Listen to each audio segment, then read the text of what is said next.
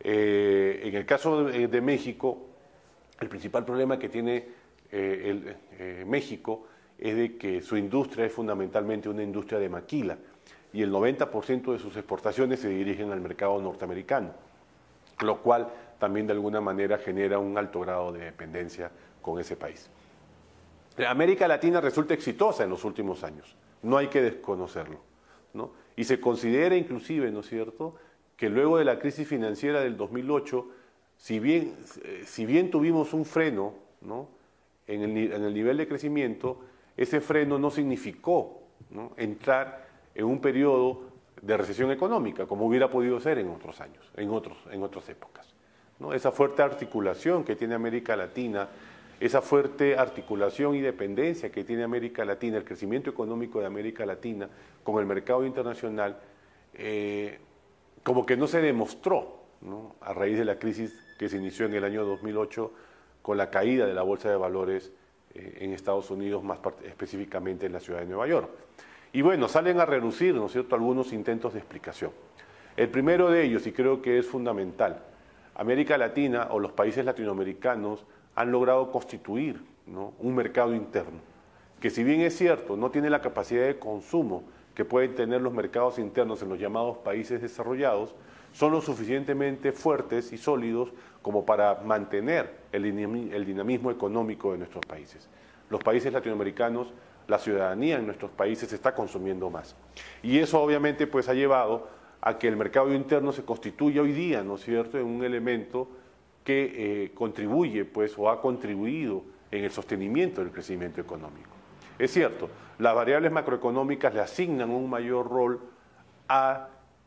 la exportación de materias primas, al componente, al sector externo dentro de las economías, pero no es menos cierto de que el sector interno, lo que significa, ¿no es cierto?, el mercado interno dentro de nuestros países, ha tendido a consolidarse y por lo tanto es un garante, ¿no es cierto?, para mantener el ritmo de crecimiento económico en los próximos años. Ahora, claro, obviamente el consumo dentro de nuestros países, el mercado interno está segmentado, es un mercado interno aún fragmentado, es un mercado interno que uno podría decir tiene toda una serie de limitaciones, pero el mercado interno hoy en día lleva o se constituye, ¿no es cierto?, en un bastión del crecimiento al cual nos hemos referido. Otra cosa que debemos tener en cuenta, ¿no es cierto?, es de que luego del desorden de los años 80, luego de la década perdida, luego de esa gran crisis económica que en realidad se inició en 1974 y se prolongó, si uno jalona un poco el tiempo, hasta finales de los años 90, no es menos cierto que los años 90 fueron años en los cuales se puso un cierto orden en las economías dentro de nuestros países. Luego del desbarajuste, ¿no?, de los años 80, los años 90 fueron años de estabilización. El problema que tuvimos en los años 90 es que esos programas de estabilización trajeron consecuencias bastante serias, sobre todo para aquellos sectores de la sociedad que tenían o contaban con menor capacidad de respuesta, ¿no?, para afrontar los efectos del ajuste y pues obviamente eso, el ajuste, todo ajuste por definición es recesivo, todo ajuste, ¿no es cierto?, por definición tiende a contraer el mercado, tiende a contraer la capacidad de consumo de la población. Y más aún, todo proceso de ajuste, ¿no es cierto?, conlleva, si es que no se tiene una política social eficiente, una política de ajuste puede conllevar desajustes a escala social. Súmenle a eso, ¿no es cierto?, que a partir de los años 97-98, América Latina sufrió los efectos de una crisis o de varias crisis, como la crisis rusa, la crisis asiática y, para culminar, la crisis brasileña, ¿no?, que se inició en el año 98 y se propagó a todo el continente. Los efectos de la crisis brasileña, los efectos de la crisis rusa, los efectos de la crisis asiática golpearon virulentamente a los países de la región. Fue, ¿no?, en este contexto de las economías globalizadas, de una economía, de un sistema económico internacional como el actual, el orden económico global, se vio seriamente afectado. Y obviamente América Latina no podía escapar a esa situación, teniendo en cuenta, ¿no?, que los países latinoamericanos tuvieron que afrontar el ajuste económico, a partir de las imposiciones o presiones procedentes de las instituciones multilaterales. Presiones e imposiciones que no tomaban muy en cuenta las características de cada país y más aún, ¿no es cierto?, características que tendríamos que sumarle, ¿no?,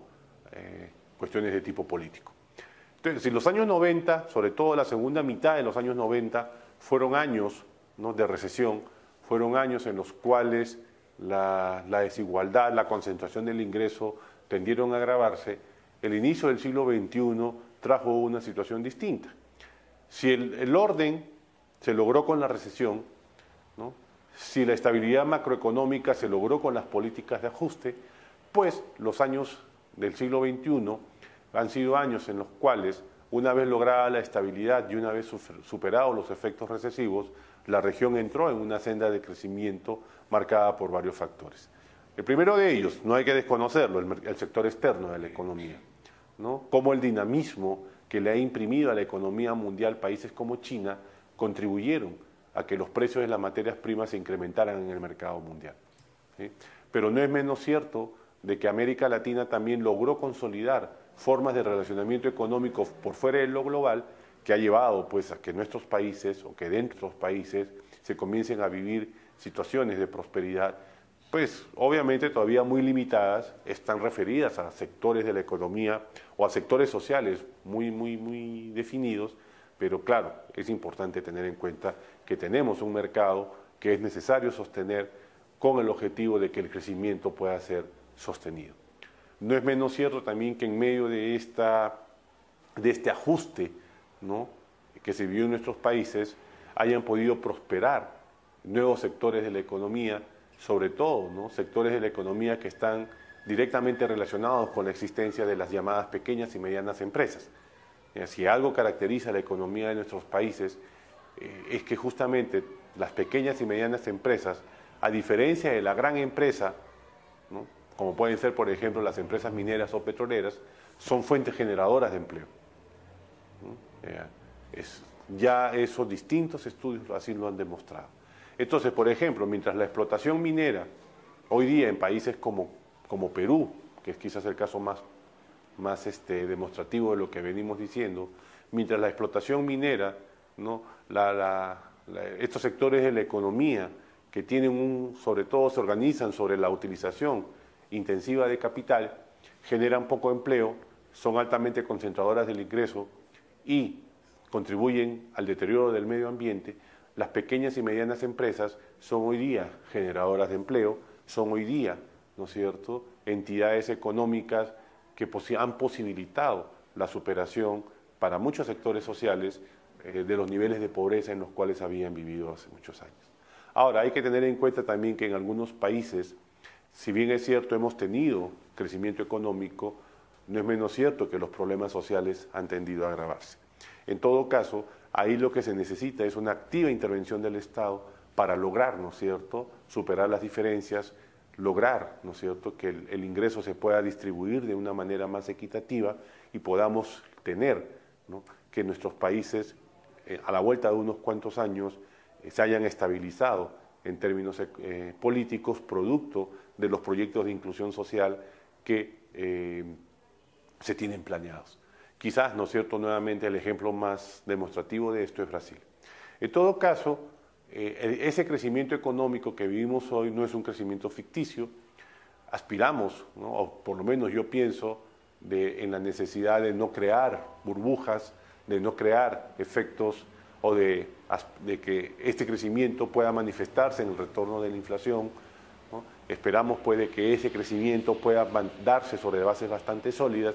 y que los gobiernos, ¿no es cierto?, los estados propendan por darle coherencia al modelo económico sobre la base de adelantar proyectos de carácter social que tiendan a la ampliación de la inclusión con el objetivo pues de que en términos políticos América Latina también pueda seguir avanzando.